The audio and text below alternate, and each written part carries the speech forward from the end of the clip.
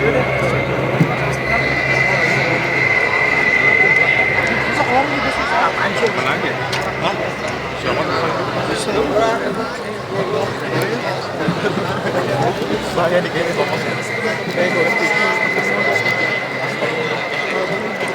malam semuanya.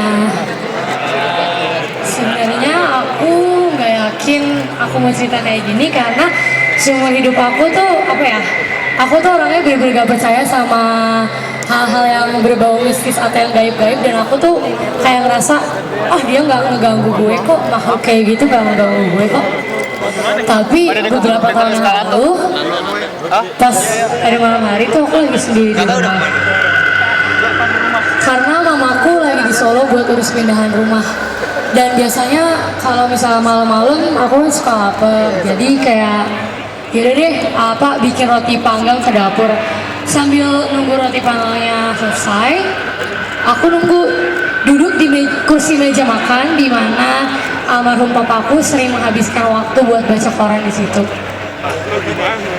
Aku nunggu sambil main handphone, sambil cuma kayak bengong. Tapi lama-kelamaan tuh aku kayak ngerasa ada yang aneh, kayak hawanya tuh udah kayak gak enak. Karena di luar hujan, jadi kan kayak udah feeling, aduh nih bakal ada apa-apa nih. Dan di belakang di belakang badan aku ini tuh bener-bener kayak ada tangga rumahku itu menuju ke loteng rumah kan.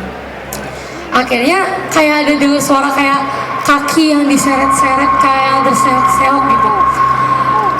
Kayak awalnya tuh cuma kayak dengerin, tapi lama-kelamaan makin gede. Akhirnya aku memberanikan diri buat naik ke tangga, buat menuju di mana suara itu berada. Nah, tangga rumahku itu terhubung langsung sama loteng rumah. Di samping pintu loteng rumah itu tuh ada cermin besar di situ. Mamaku bilang karena cerminnya terlalu besar dan gak kepake, jadi ditaruh di situ aja. Ya namanya anak cewek di mana-mana kan suka kayak ngaca, suka genit-genit gitu kan. Nah, sebelum aku buka pintu loteng, aku tuh kayak nggak sadar ngeliat ke cermin. Tapi kayak ada yang aneh, karena pas aku lihat mukaku, itu aku sendiri lihat muka aku sendiri. Tapi mataku itu di cermin itu kayak keluar darah. Tapi pas aku pegang mataku sendiri, itu nggak ada apa-apa, bener-bener nggak ada apa-apa. Akhirnya suara kaki itu masih dengar, masih kayak seret gitu. Tapi udah kan, aduh Tuhan, semoga nggak ada apa-apa dong, please jangan dong. Akhirnya aku turun ke bawah, langsung ke kamar, kunci kamar, berdoa ini itu. Tapi semakin aku merasa ketakutan, semakin aku kayak udah ini gak bakal terjadi apa-apa. Malah dia semakin ngeganggu aku. Aku dengar kayak suara rintihan perempuan ngomong darah berkali-kali kayak gitu.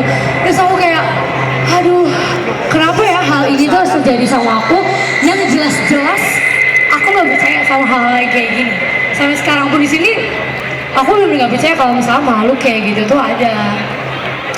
Akhirnya beberapa hari kemudian teman-temanku datang ke rumah untuk kerja kelompok, dan salah satu dari temanku yang bisa merasakan kehadiran roh, dia bilang, sis, di rumah lo ini banyak penunggunya yang ngeganggu. Udah kayak gitu, terus mamaku pulang dari luar kota. Aku ceritain kisah yang aku alamin pada malam itu. Terus mamaku bilang, iya, jadi pemilik rumah di sini sebelum kita yang beli, anaknya bunuh diri di rumah ini. Habis itu udah kan, aku udah gak mau berani tanya-tanya lagi sama mamaku, karena aku yakin pasti yang ganggu dia, pasti dia arwah yang gak tenang itu. Udah beberapa minggu kemudian, aku tuh udah bener-bener berharap, please jangan saya lagi yang diganggu, jangan aku lagi, semoga dia bener-bener gak ada di kehidupan aku lagi. Dan ternyata emang benar, hantu itu udah gak menunjukkan kehadirannya di depanku lagi atau di sekitarku lagi. Tapi ada yang mengherankan, karena sebagian dinding kamarku tuh tiba-tiba retak, padahal gak ada kayak guncangan atau gak ada gempa bumi atau apapun. Terus mungkin si hantu pamit dengan meninggalkan keadaan tersebut. Aku sampai sekarang gak tahu itu karena apa. Tapi yang pasti aku bener-bener berharap semoga dia gak ganggu kehidupanku lagi. Terima kasih. Ya, terima kasih Siska. So jangan pernah kita mengucik dunia orang. Yes, yes. Oke, Siska.